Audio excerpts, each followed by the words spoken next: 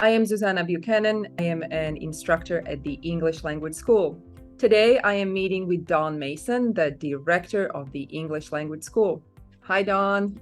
Hi, Susanna. We are discussing the topic of academic integrity. Don, what is academic integrity? Thanks, Susanna. Academic integrity is all about being honest. The University of Alberta places a really high value on academic integrity. It means being transparent and honest about the sources of the words and ideas you use. When you use somebody else's words, ideas, images, or data, you need to tell us that these are not your own.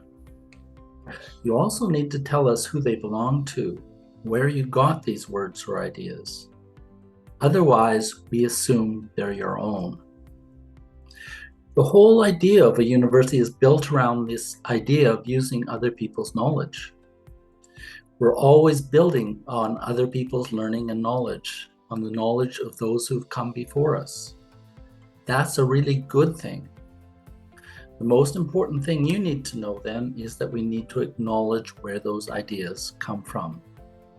Don, but what happens if we do not acknowledge this information? Is this plagiarism? Yes, Susanna, it is. It's defined as submitting another person's words, ideas, images, or data as your own. This is basically the same definition at every university.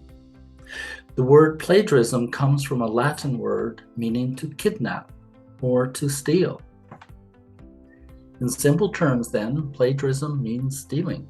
In this context, we talk about intellectual property.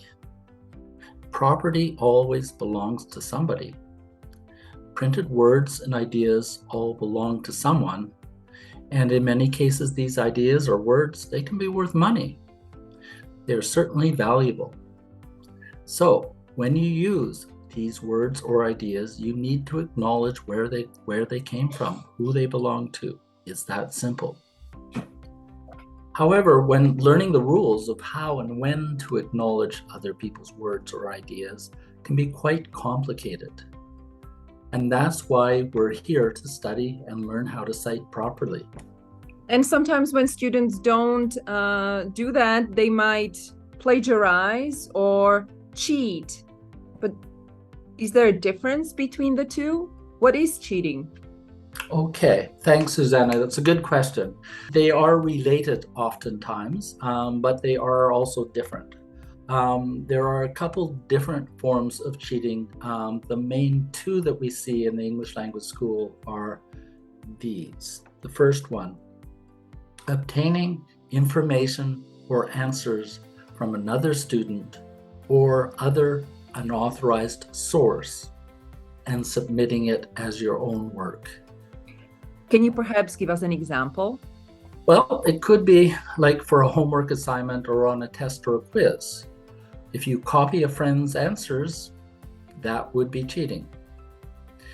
Using an unauthorized source, such as a website or a translator when writing a quiz or an exam, that would also be cheating. Mm-hmm. Okay, there's another second main type that I'd like to tell you about, and that is having substantial editorial or compositional help when you're writing an essay. It means having someone help you write your essay. Okay. That you're submitting for marks. Mm-hmm. So this also includes using a translator to help you write. As we're working on building your language at the school, using a translator is considered a form of cheating and needs to be reported. So naturally, there must be some consequences when students plagiarize or cheat. So what happens if a student plagiarizes or cheats? So the first thing is that the teacher will want to sit down and talk with the student. This is very important because they both need to understand what happened, have a clear picture. The teacher will also help the student to understand the proper way to fix the problem. We're always trying to educate students and learning about how to do things properly and how not to do it wrongly. What is the next step? Well, after speaking with the teacher, if a case of plagiarism or cheating has occurred, the teacher then needs to report it. A formal report is written. This is part of a teacher's job. The English Language School has procedures for different situations, so we make sure all students are treated the same. This is also very important. Any case that is reported then needs to be sanctioned or penalized. The most common penalty is a reduction of a grade on an assignment. For first offenses, the first time it happens, we focus on educating the student. There is a penalty, but it's a very reasonable penalty. What we find in our program is that once a student is reported for cheating or plagiarism, they almost never repeat that behavior. And that is the goal, right? To educate the student why this is wrong and how to do it properly the next time. Exactly. So after the teacher reports the incident, the student will meet with the dean's designate or representative. The dean is the head of the faculty, and she or he designates a faculty member to manage cases of academic misconduct. Again, the emphasis is on educating the student, and meeting with the dean's representative helps in ensuring the student learns from his or her mistake. What if a student is not happy with the sanction? Can the student appeal or request a change to a sanction or penalty applied in a case of plagiarism or cheating? Yes, sure. The student can always appeal a sanction. Information on how to do this is provided by the dean's designate at the time.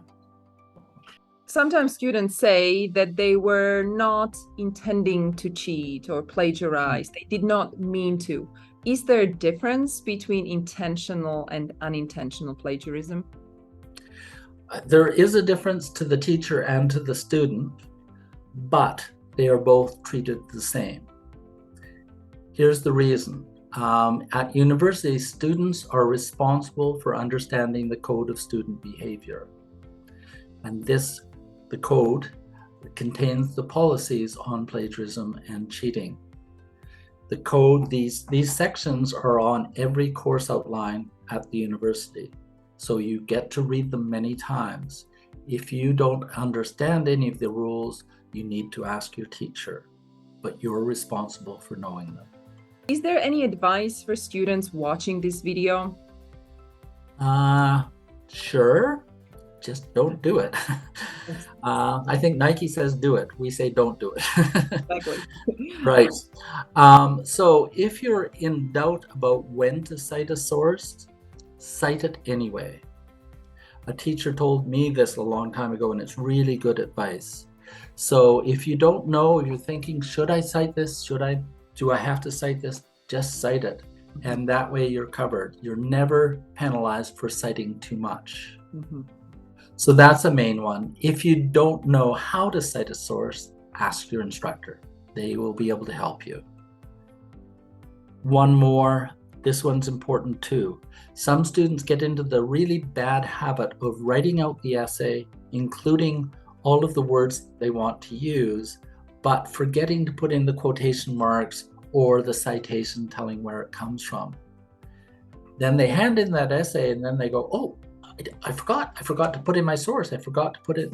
Well, you're plagiarizing then. So when you're writing your essay, draft it out, including all of your sources and the quotation marks at that time, and then you're sure of it. If you use a source in your essay and don't tell your instructor, your instructor can find that source. We can find anything, right? It's all on the web. So if you can find it, so can we. So don't do it again.